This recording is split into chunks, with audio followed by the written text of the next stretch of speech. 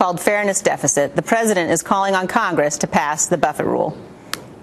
When we have debates now about the Buffett rule that we've been talking about, where we say if you make $1 million a year or more, you shouldn't pay a lower tax rate than your secretary. That is not an argument about redistribution. That is an argument about growth. My next guest says the president's support for the Buffett rule has little to do with growth. It's all about politics and winning that second term in office. Here to explain is syndicated columnist, Fox News contributor, Charles Krauthammer. Hi, Charles. Thank you for being on this evening. It's a pleasure to be with you. I feel like in full disclosure, I need to tell people I'm the president of your fan club. Well, that's great. I appreciate that very much. I hope that the Swiss bank is paying your annual salary regularly the way it should. Well, thank you. I appreciate it. We're small, but we're quality. So, exactly. Charles, this issue of fairness in the Buffett rule, the president has gone even farther. We've actually got a quote from last September we can put up on the screen where he claims essentially that the basic principle of fairness, by which he means the Buffett rule, if applied to our tax code, could raise enough money that not only do we pay for our jobs, but we also stabilize our debt and deficits for the next decade. Sounds really incredible. Well, it is. It's literally incredible. It's almost an embarrassment. It's so shameless. If you were to collect the Buffett tax for the next 250 years, that's longer than the life of this republic, you will not have covered the deficit, Obama's deficit for 2011. You collect it for another 250 years, so we're now at the year 2612, and you've covered 2011 and 2012, and you need to cover only 498 other years of deficits. This is a preposterous statement, and he knows it. And also on growth, it's equally deceptive. What the tax essentially is, it's a doubling of the capital gains tax. It's disguised, but that's the reason why the Buffett rates are lower. It's at a capital gains rate, and it's lower than the rate for normal income, so he doubles it. Now, the reason that that's not a good idea is because when you double the rate, you actually decrease the amount that the Treasury receives. And you decrease the growth because you're shrinking the pool of capital that's out there that people can invest and hire other people. The reason that we had an economic boom after the Kennedy tax cuts and the Reagan cuts 20 years later is precisely that they cut rates, and particularly that they cut capital gains rates.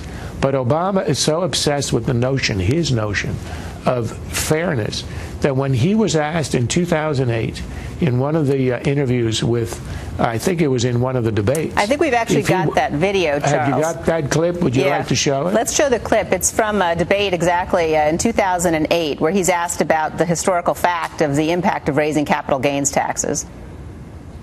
Actually, Bill Clinton in 1997 signed legislation that dropped the capital gains tax to 20%. Right. And George Bush has taken it down to 15%. Right. And in each instance, when the rate dropped, revenues from the tax increased. The government took in more money. And in the 1980s, when the tax was increased to 28%, the revenues went down. So why raise it at all, especially given the fact that 100 million people in this country own stock and would be affected? Well, Charlie, what I've said is that I would look at raising the capital gains tax for purposes of fairness. So he really seems not to care that, in fact, it's going to have a negative impact on revenue. Well, that shows that this show is spontaneous and unrehearsed. I had no idea that you had that in the can. But that's the famous line where he basically says, I'm going to raise the rate even if it decreases the amount of revenue. This is insane. The purpose of taxation is to raise the revenue and to pay for stuff the government has to do. That's the only reason the government swipes your money. And he's saying, I'll raise the rates even if it decreases the amount, simply because of this abstraction I have, which means I want to take the money from the rich and distribute it elsewhere and think that somehow it's going to help the general economy. It makes no sense. And look, what's the reason he's doing all this? It's a misdirection play. It's a way to have the shiny object. He doesn't want to talk about what he's done. He's had the longest over 8% unemployment since the Great Depression. He has had the slowest, the most anemic recovery of any recession since the Second World War. And he's accumulated in one term the greatest amount of debt, $5 trillion, in galactic history. So he can't run on that, so instead he's going to hold a ball over there, a shiny ball, and he'll say, look over here, so he doesn't have to speak about a record which has been an economic disaster. Well, and you've also made the point, Charles, that it's really a dereliction of duty. I mean, he's got this distraction going on while we are headed towards an immediate and near-term debt crisis. So if you look at what he's doing here, it's beyond just sort of politicking on an issue that doesn't matter. It has great significance. And in a sense, it could turn out to be historically tragic. We have one leg up on the Europeans, who are way ahead of us in the entitlement state syndrome. They are already in a debt explosion. We have a few years ahead of us because we are still less of an entitlement state, precious years. Obama himself has spoken about this, how this rate of debt is unsustainable. What does he do? He appoints a commission. Then he completely ignores its recommendations. The Republicans have stuck their necks out, have gone out on a limb, proposing a budget, the Ryan budget, which will actually cut spending, lower tax rates while broadening the base by cutting exemptions, and does entitlement reform, which everyone understands is where the money is and will save our economy. Obama has not done a thing on any of that. The only thing he's done is to savagely attack the Ryan plan and claim that Republicans want to throw orphans and widows in the snow and protect the rich and do nothing else. That's his argument, and he hasn't done anything for a debt crisis that we can see coming and that he has left completely untouched in a very, very irresponsible way.